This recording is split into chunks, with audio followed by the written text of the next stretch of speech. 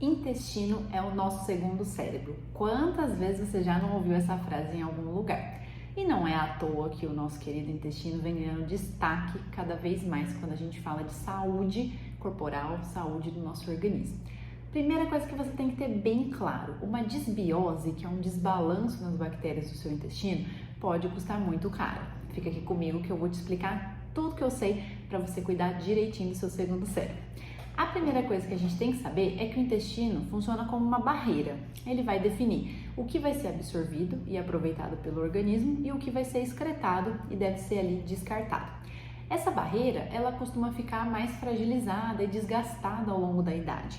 E é por isso que no processo de envelhecimento dos idosos, a gente vê que tem mais carências de vitaminas, uma certa resistência a alguns alimentos, alguma intolerância alimentar, como por exemplo a lactose, porque realmente essa barreira do intestino ficou mais fragilizada e alguns alimentos provocam coisas que antes não provocavam.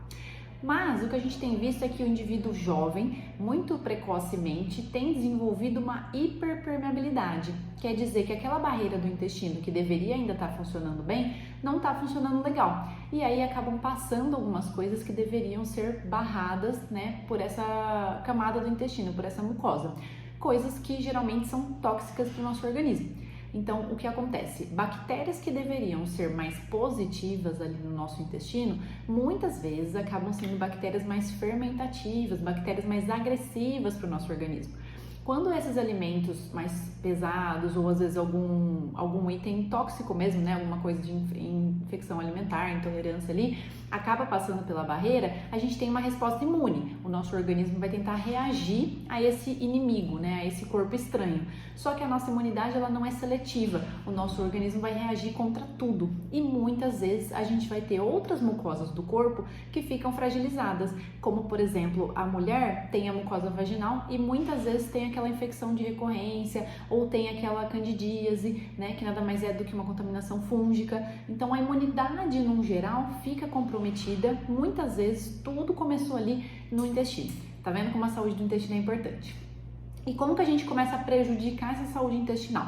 O principal foco está na alimentação. Então, alimentações que são muito ricas em farinha, em açúcar, bebida alcoólica, são os principais vilões ali da nossa parede intestinal, da nossa mucosa protetora.